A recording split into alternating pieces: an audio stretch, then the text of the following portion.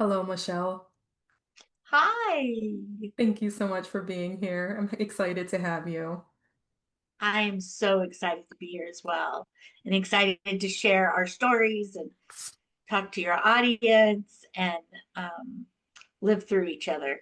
It's going to be great. For our audience, we just had a beautiful discussion before we hit record. I'm excited to hear Michelle's story today.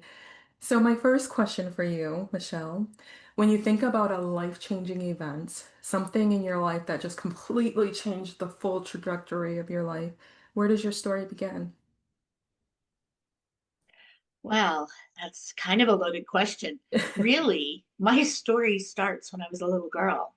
Mhm. I grew up on a farm and we ate what we grew. And my mom taught me how to farm. And we culled our own chickens, we raised our own rabbits, and we ate chicken once a week. That's it. And there were five of us kids. Mhm. So then my mother got divorced and we moved to the city. We lost our gardens, our rabbits, our chickens. Now we're eating canned food, um, uh, TV dinners. And I did that for probably 7 years. And I bet I became the pickiest eater on the planet when this happened. And then I moved to San Francisco sight unseen. And it was right in the beginning of the food movement. I was like, "Oh, this is amazing."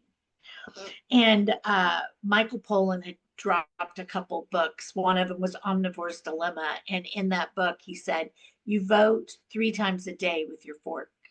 Mm. And I was like, whoa, that's interesting. Now, that was 30 years ago. Mhm. So a lot has changed since then. And if you take from the time I was a little girl to where I am now at 59 years old, our food systems have completely changed. Mhm. But before I get there, my true aha moment began after my body broke. And then I backed up. So, uh, going through the life change, I was a heavy bleeder, Mhm. absolutely heavy bleeder, where my life revolved around my menstrual cycle. And I could not schedule anything for 14 days because I didn't know what was going to happen. And I had this fear. I had this terrifying fear that I would be caught outside and start hemorrhaging out in public. And it was a horrible feeling. And I went through that for 10 years. Mhm. 10 years. And it got the last 5 years of those 10 years, I was finding myself in the ER, Mhm. uh, needing ablations, needing DNCs. And I couldn't figure it out. I am an amazing eater in the sense that I eat healthy and I always have. In fact, I left the technology world to work as a caterer because I wanted to bring good, organic, seasonal food to my customers. I was called to do that. And so I didn't understand why I was so sick. Mhm. And when I say I'm sick, so that means I was anemic for 10 freaking years.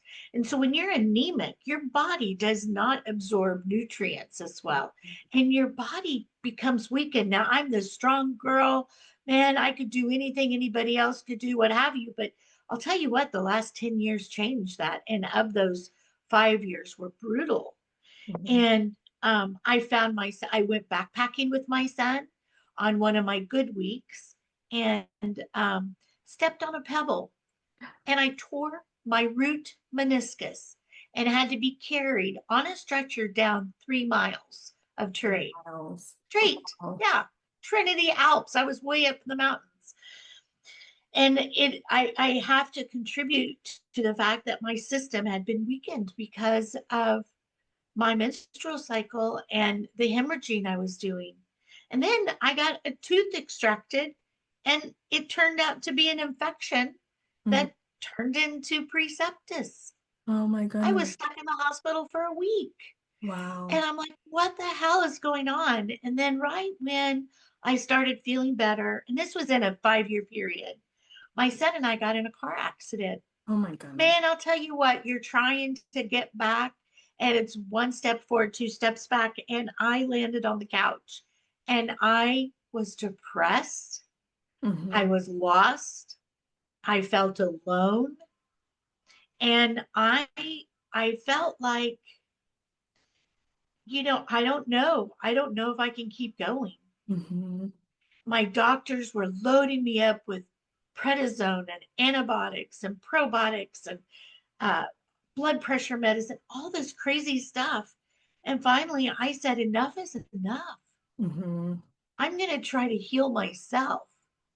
And I started eating fermented foods Mm-hmm. because as a caterer, I did some off grid events, and I'll go to that in just a minute. Let me just finish the story.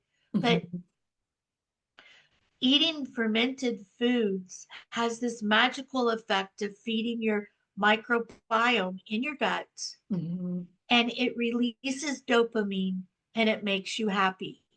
Mm-hmm. Now, why the hell are practitioners talking about eating fermented food? Let's heal our gut. Let's make us happy. Because I was depressed. Mm-hmm. Yeah. Food is so powerful. It really is. And it's sad they don't train our doctors or they don't want They to. they don't, and that is so true. When you go to medical school, diet, your nutrition aspect is very tiny. Mm-hmm. And, let's not even get started on the women's stuff because they hardly ever get to talk about that or learn about that. So it was an aha moment because I completely transformed by healing myself. I don't recommend you just drop all your pills and heal yourself, but I felt lost and nothing was working, and I was in a very dark place.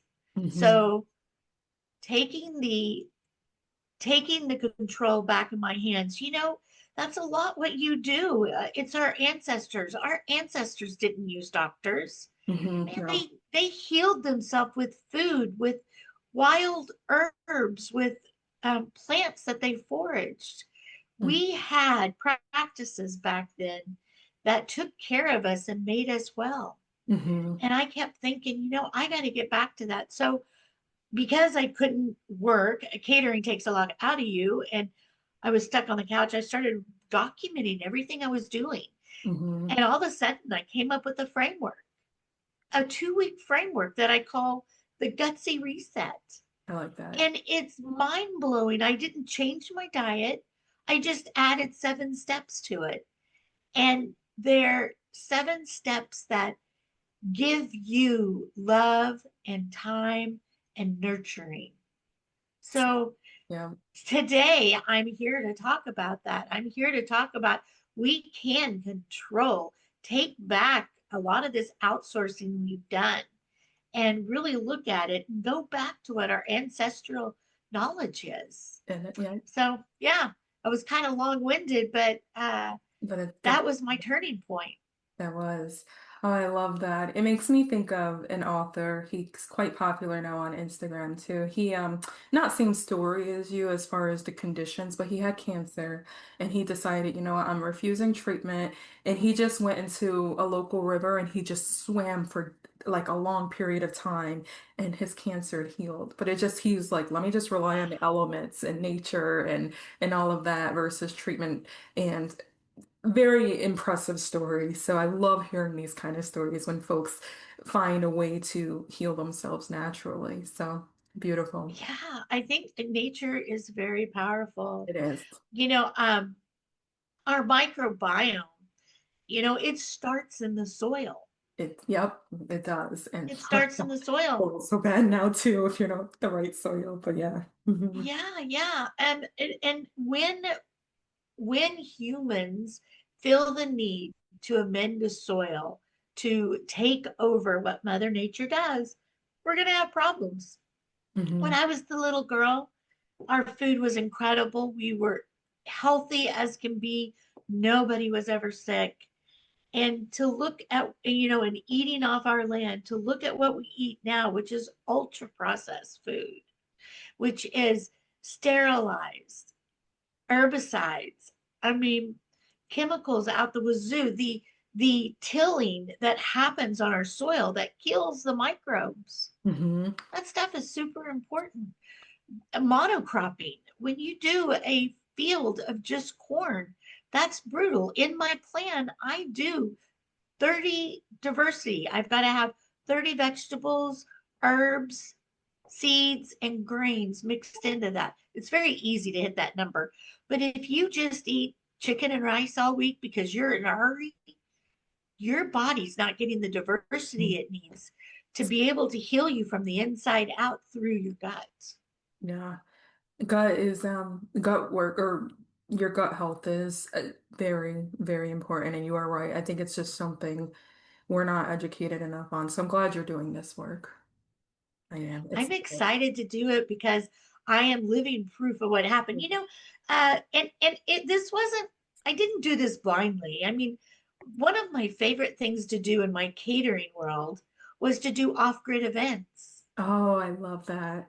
Yeah, and so Yeah. we'd use the water from the river, kind of like your person that healed from the river, and I would bring fermented foods because we didn't have any refrigeration. It Uh-huh. took us back to those ancient times, and I taught people how to ferment. We did cacao ceremonies, Oh, we did yoga, we were one with the land, we cleaned up. It was a beautiful, beautiful time. And what was really interesting is these people would show up, like 40 people, stressed, uh-huh. incredibly stressed when they arrived, wouldn't give me the time of day because I was their chef, right? They're like, yeah, whatever. Just feed me. I don't have anything to say to you. And I watched them transform. Mm, that's amazing. I I bet did. kind of I turning mean, everything off for a bit. yeah, they get out of the phones, the high stress, the noise. They're in the forest. I'm giving them their foods that is really good for the gut. They're doing work, forest bathing, which is just standing in the forest with your shoes off, soaking it all in. And I watched these people's face loosen. They were all so tight and relaxed. And I started seeing them hang out in my makeshift kitchen. What are Uh, you making this time? What are you doing? What is this? How do I do that? I want to do that to the end where there's Michelle. I had the best poop this morning, oh, you know? oh, yes, And where you're everything like, back up. success. Oh, that's Yeah, great. I love yeah, that. your success. They go home and they've had the best poop in months and they can't believe how happy they feel. It's almost like all the toxins are out of their body, they're grounded, everything's working properly. I Several people always say, "Can I just take you home with me? I want you to make my Be my food from now personal on." chef.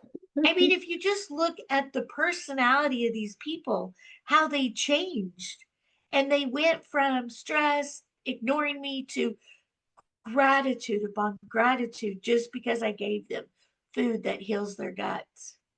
Okay. Kind of cool. That is awesome. I've never participated in an off-grid event, but I really want to. I mean, I live on the East Coast, and the state I live in, we don't do any of that locally. I would have to really travel distance to do that, but that's Well, maybe you'll on my have to bucket come to one list. of mine. Yes, I'm gonna check it out on my bucket list. Yeah, Oh, they're just amazing. I recommend 4 days. 4 days. One day you've got to detox, get all that stress out of you. The second day you're starting to feel it and starting to feel a little more grounded. By the third day, man, you're in heaven. And the fourth day, you don't want to leave. Hmm. Oh yeah. Yeah. Oh, And I even absolutely. do them like glamp tents. You don't have to rough it. Yeah. You can have luxury while you're out in the woods too. Oh, for But those that are like, oh, I don't like the bugs. Don't put me in the woods. yeah, Oh, I yeah. love But it. it was neat to do that, the fermented foods. And and be able to give nourishing, high protein. And the protein that I incorporated was like miso. Yeah, you've We given. would start, I would bring miso balls. Ooh, that sounds So I good. would take my miso, because I make my miso, make them into balls, and then I would have everyone pour hot water on it. Mm, I That, love well, miso. warm water. It wasn't really hot because you would kill the microbes, but warm water. And then they would build these bowls based on that. Ah, It's just, oh my God, this is so good. I can't believe how wonderful this is. On and on and on. Yeah. And they all felt nourished. So yeah. I love it. I'm gonna try. I love miso. I'm gonna have to look into that a homemade Well, recipe. yeah, yeah. Looking at our ancestors, fermentation is not new. Fermentation has been around for thousands of years Yep. because our ancestors did not know how to ferment. hmm I mean, Or excuse they, me, I did was not gonna have say, refrigeration. They yes, yes, fermented their foods. right. So I have this really cool chapter in my book, The Guts of Fermentation, that's all about our ancestry heritage on recipes Mm, from all over the world.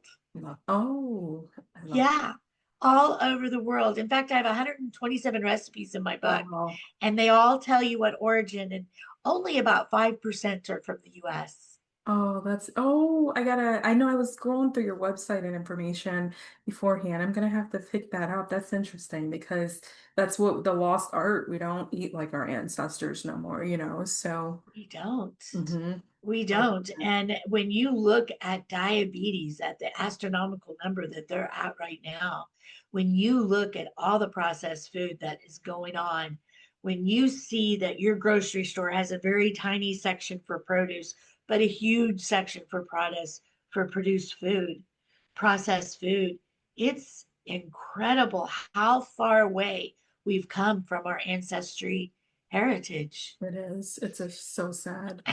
It really is. It is. And we're sick now because of it. There was a guy, Bit Camp, is that his name?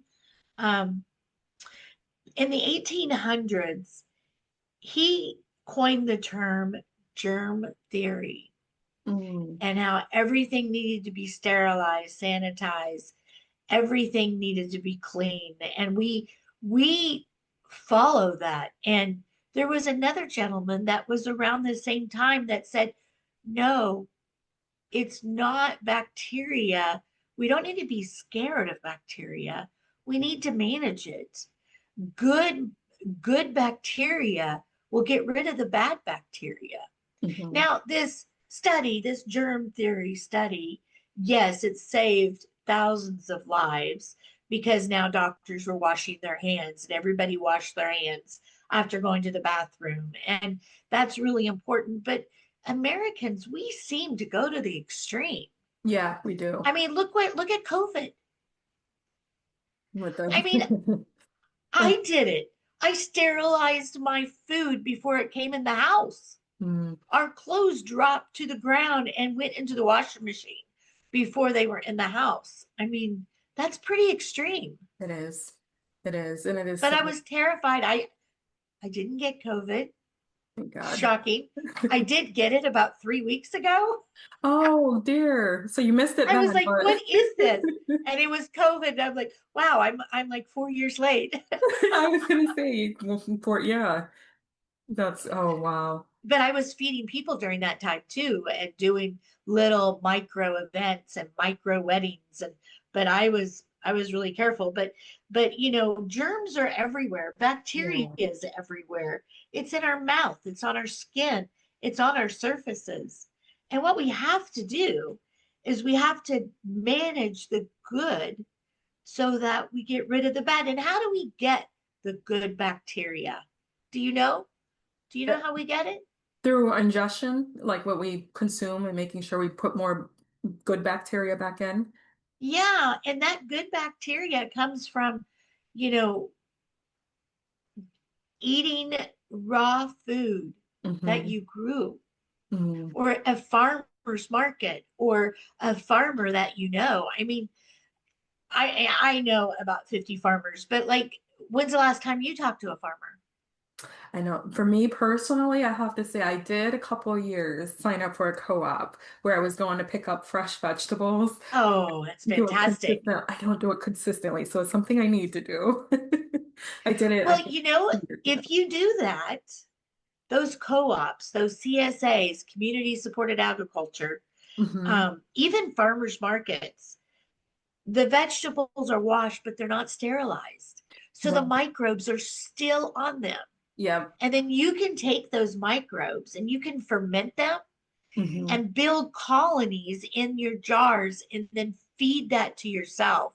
And you're giving the best gut bacteria, the best bacteria for your gut you could ever have. Mm. You can't do better than that. That's awesome. Yeah. Take note, everyone, for sure, because this is good information and we want better health. It's definitely something, we have to be intentional about, making sure we make it. Like with me, when I signed up for the co-op, I was very intentional about it. I was like, I want local, fresh produce versus going into stores where produce is being shipped in. You always hear the saying how the best stuff for you is generally grown where you live, so. Absolutely. The Mhm. terroir. Yes. And that's what that gentleman, uh, Camp, I believe is his name, said. Don't be scared of the terroir. That is what will help heal you. Hmm. Yeah. And it's so true. You know, let's just say you're interested in starting a garden. Hmm. All right. And you, when everyone starts a garden or a barrel on their deck, if they don't have space for a garden, you go to the store, you buy soil, you buy inputs. Hmm. Well, there is a way to get live microbes and it's super easy. Mm. All you do is you cook some rice, like 2 cups of rice, Hmm. stick it in a basket, go to the woods, wherever your woods are, or the forest if you are lucky enough to have the forest right there, or in your backyard, anywhere you see leaf litter that you can move the leaves out of the way and see mycelium strands. Hmm. Mycelium strands is the mushrooms that grow everywhere. And if you can pull back leaf litter and see the white threads, that's a perfect spot to set a basket of rice. Mm. Set it down on the ground, put some leaves on top of it, put a box on top of that so the critters do not eat the rice. And trust me, they will. I've experienced it many times. Oh, I forgot the box. Oh well. And you feed the wild animals. But if you think to bring something to put over the top, you will colonize that rice with microorganisms from the forest or from the woods or from your backyard, wherever you found that mycelium. And you can take that basket after 5 days, take that home, mix it with brown sugar, and now you have shelf stabilized that jar of microorganisms and use it as you wanted. And you only need a little bit, 1 part microbes to Hmm. 1,000 parts water. Okay. You Wow. only need a little bit, like a tablespoon. You put that in with the water, you go water your garden, and within 3 days, it will be colonized. They work fast. And if you don't believe me, do the exercise.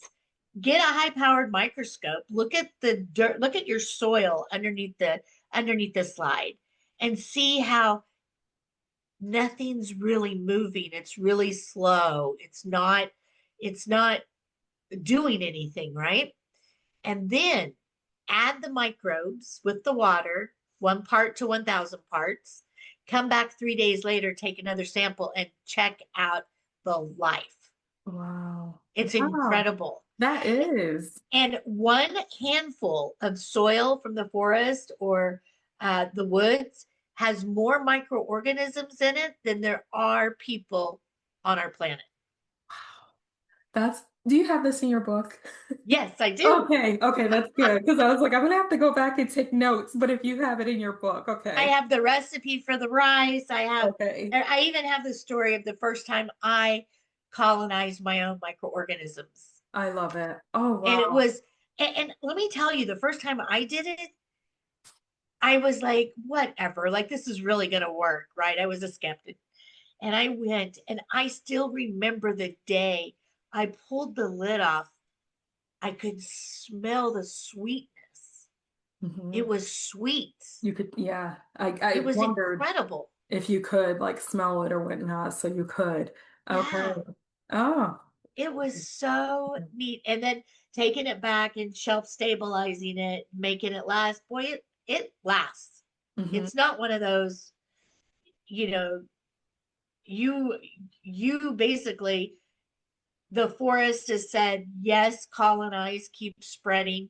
This needs to be in community. And that's exactly what it's doing. It blows any inputs you're going to purchase at a store. And so, right there, you saved money because you didn't go buy that dirt. You didn't go buy those inputs. You saved money. That's powerful.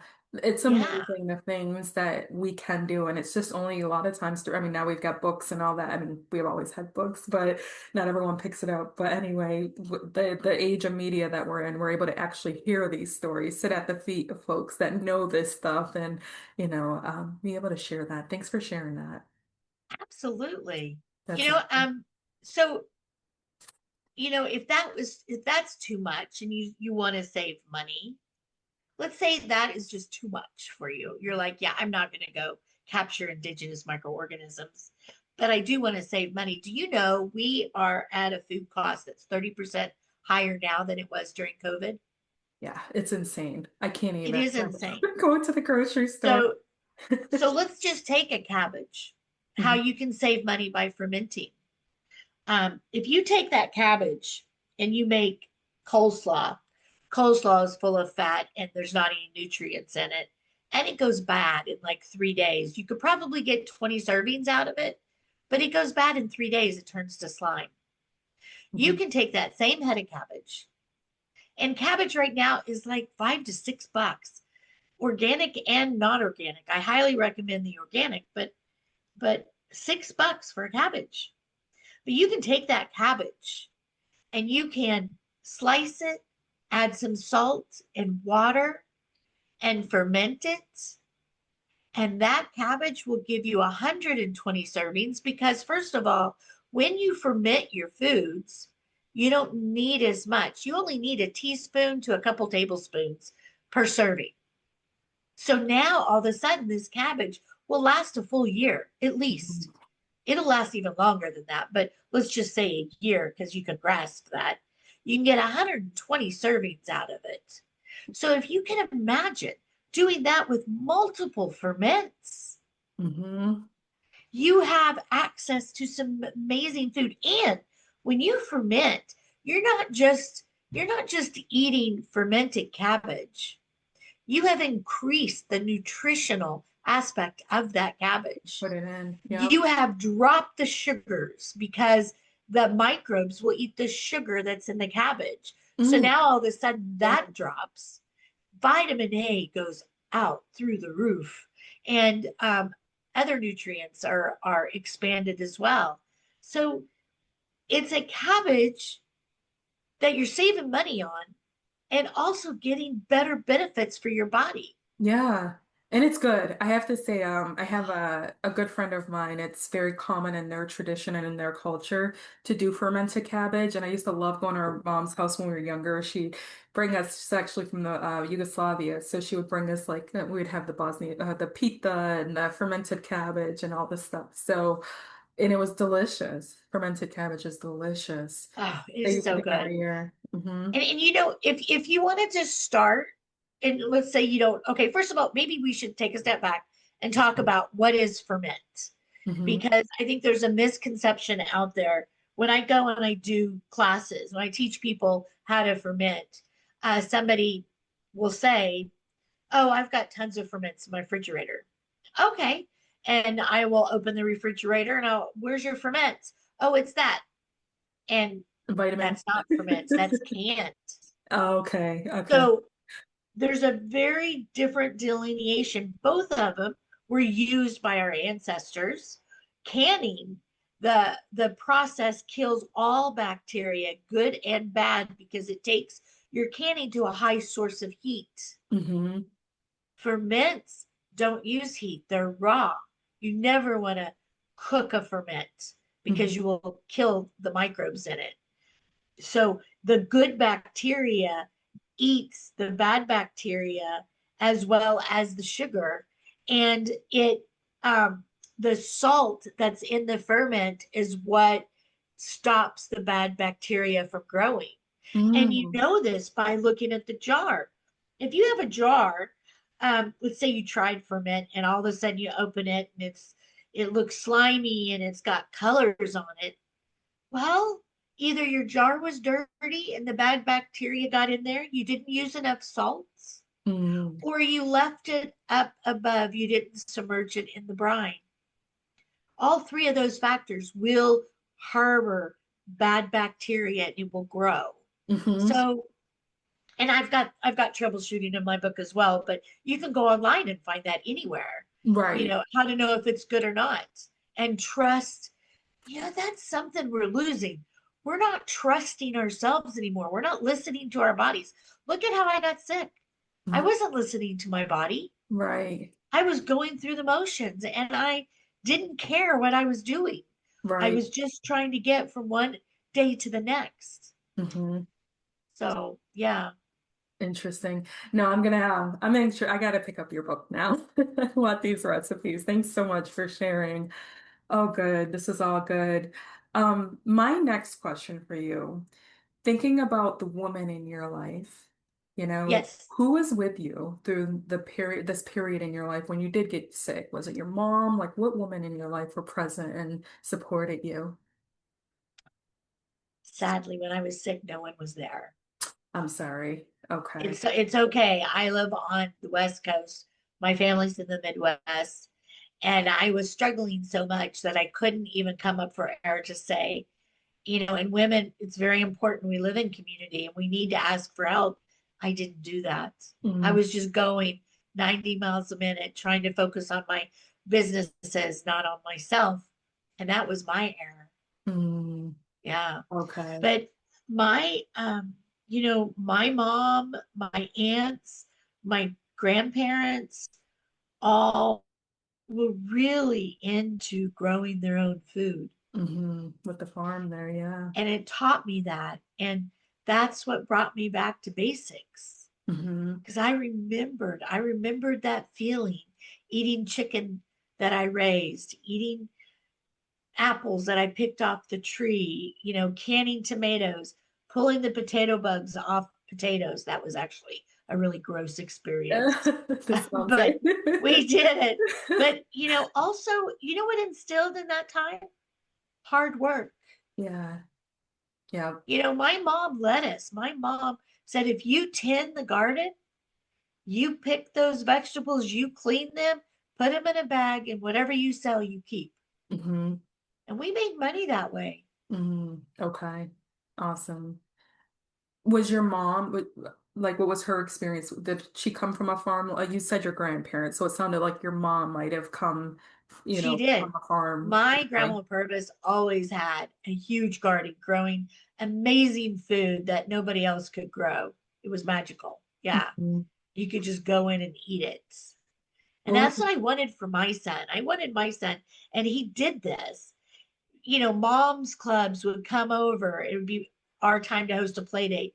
And Wesley would be sitting in the garden, just sitting on his butt, picking peas or aw. picking tomatoes and eating. And the parents were like, oh, you're not washing those vegetables.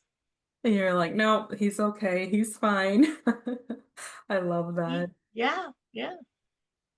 So when you think about your mom and your grandparents and just when we talk about like when we think about the conversation of inherited trauma or is it ancestral trauma or emotional inheritance or even the resilience that you might have picked up from your family, what patterns do you see in your family? It sounds like maybe I mean, what I heard is your family, they all had farms and gardens and all of that, but any stories you want to share, like things that you just see running through the family and all of that.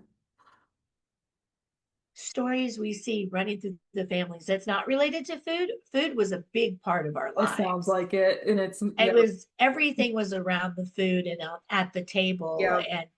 and that's where we connected with family. We always sat at the table. We always ate our dinner. Um, you know, my grandfather actually said something that has stayed all my life. I went to visit him, and I don't know, I think I was 12. I flew out to see him. And he was on the coast, and I walked in and I'm like, wow, what a great day. I had such a fantastic day. And my granddad said, that's good. Do you think it was successful? I said, absolutely, it was successful. And he said, okay. He said, who did you help today? I'm like, oh, I didn't, I didn't help anybody. I guess myself.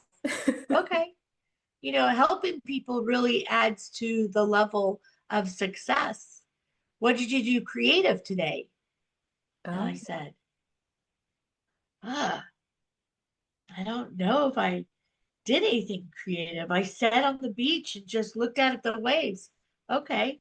Well, when you add creativity to your day, that's got to be successful. He said, what'd you learn today? I was oh like, wow. wow, I don't know. And those three questions has defined my life. Oh, that's beautiful. And I pass it off to my son. I pass it off to anybody that listens. I think we need to help other people. We need to learn something always, and we need to be creative every single day. And that defines success to me. Oh, your grandfather was a wise man. I love that. That's so beautiful. Thanks for sharing that. Yeah. Oh, that's beautiful. So I guess this kind of goes along with my next question, and I know you touch a lot of your story actually touches on this, but if there's anything you want to add to this, when you think about the woman before you or even your grandfather or your own story, like I believe in the power of taking our pain and turning it into purpose.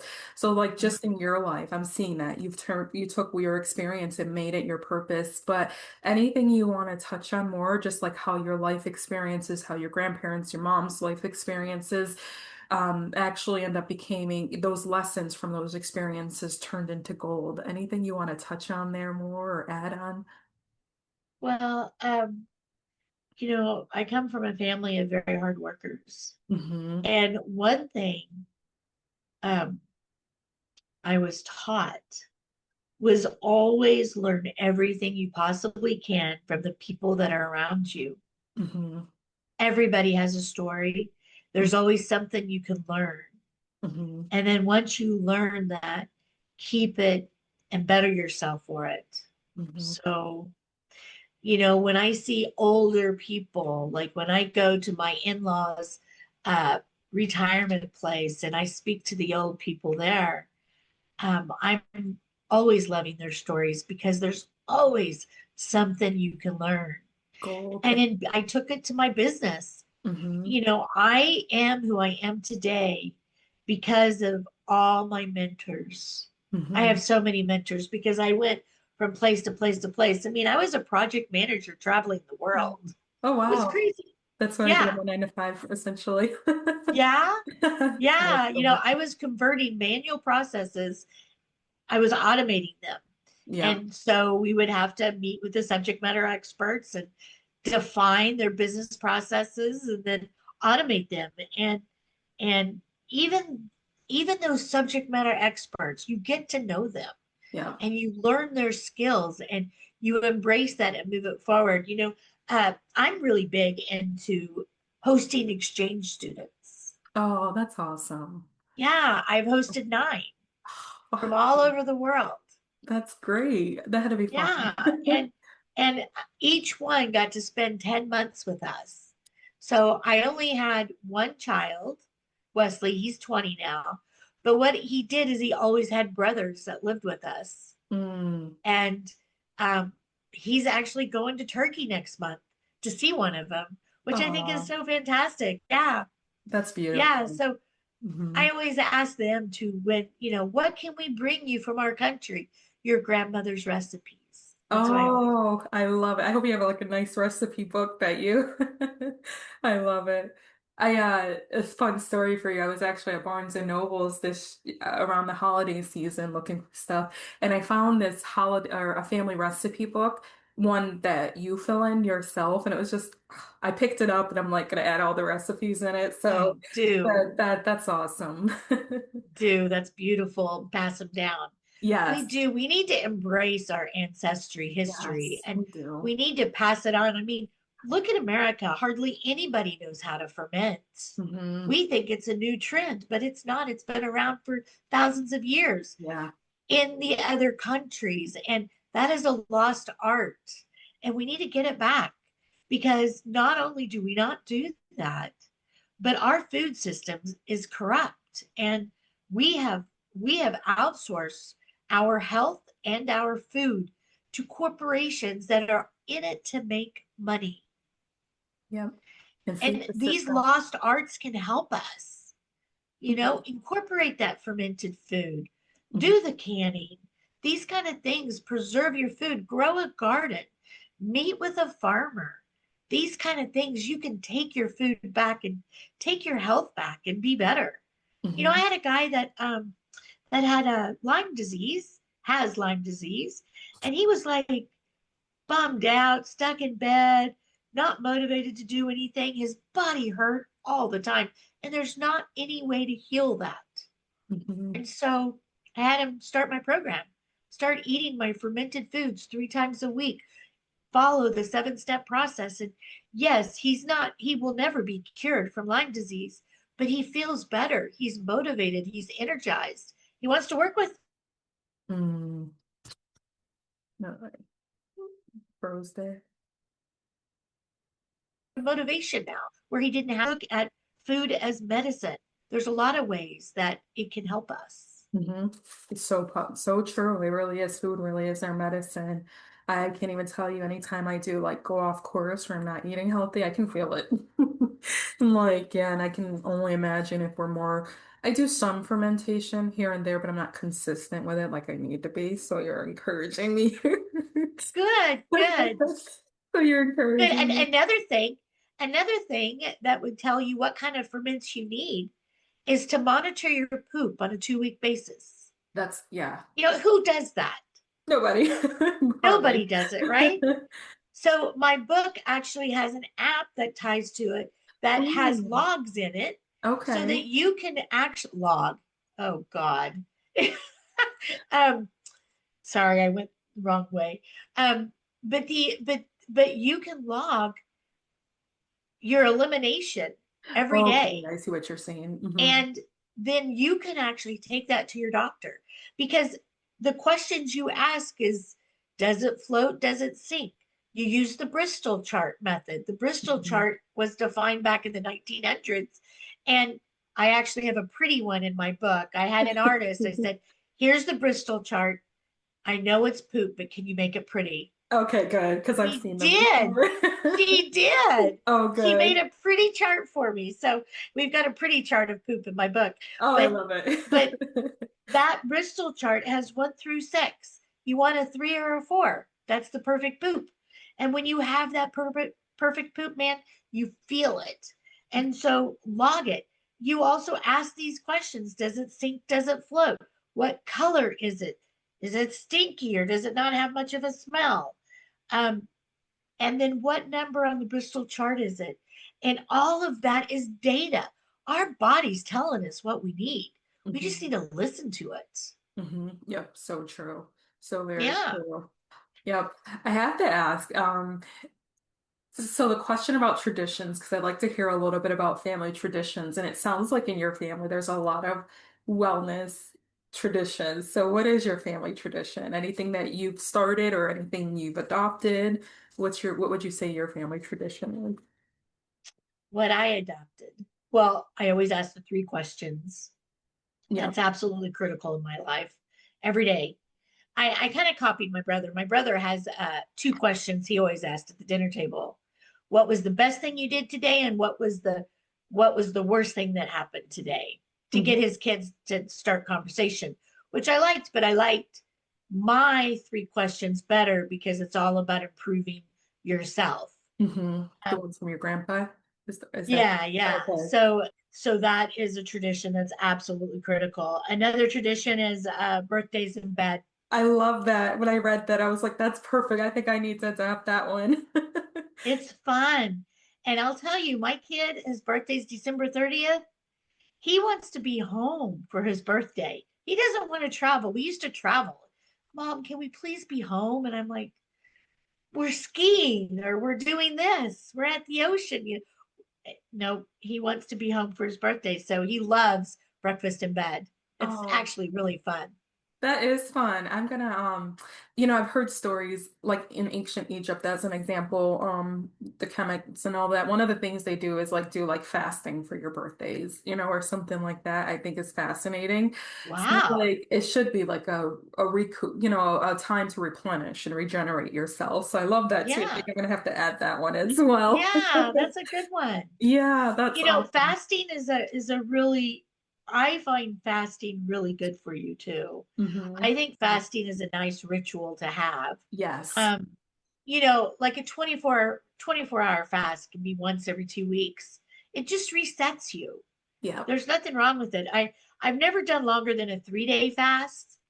A 3-day fast, I like the clarity you get, but I feel I get that same clarity when I eat the fermented foods. When I don't eat the fermented foods, I feel very, very So, stuck.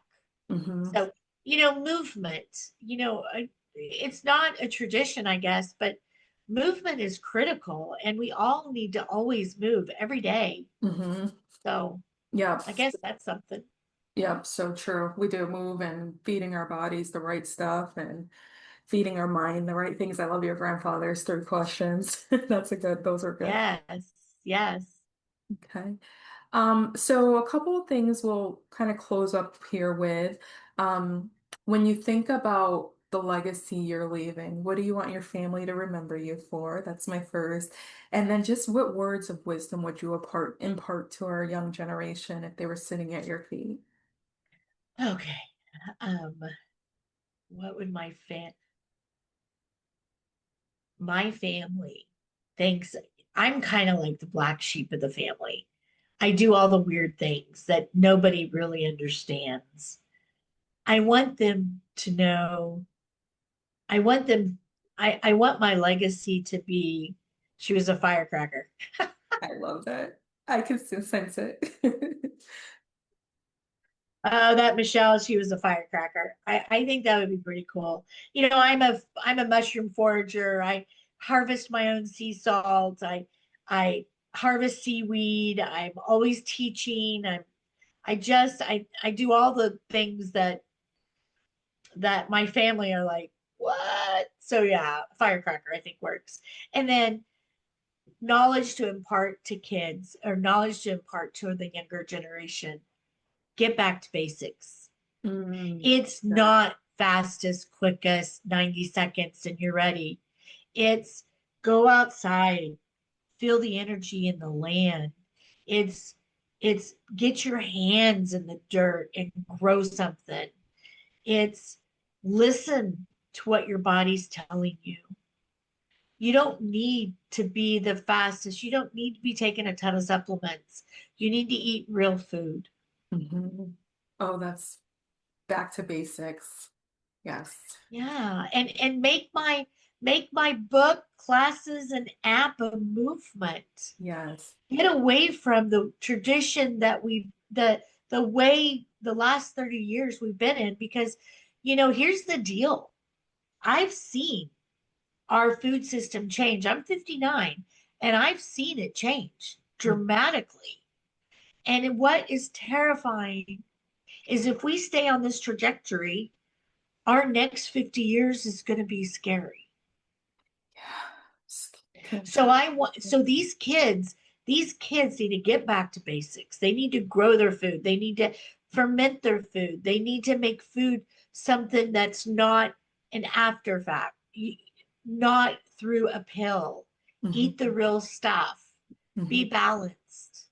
Yeah. And I think that they will bring that.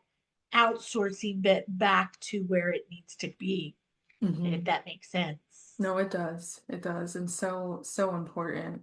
I love, you don't see it as commonly, but I do love seeing folks like you and some that are very passionate about this topic too, starting to do a little bit more of that in the community. So it's much needed. We need it to like spread like wildfire, you We know. do. Make it a movement. Yes, exactly. I love it. Make it a movement. Oh, this is great. This is a beautiful discussion. For listeners that want to pick up your book or learn more about you, where can they find you? They can find me on the website, the gut of fermentation.com. Will you add a link to your Yes. Yep. I'll make sure to podcast? add your Okay, thank links. you. Mm-hmm. All right. You can also with me on Instagram. And Not sure what happened.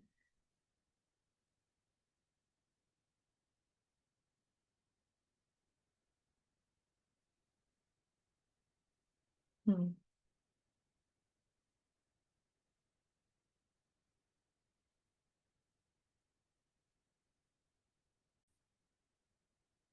I lost you there. You froze. Not sure what happened. Ah,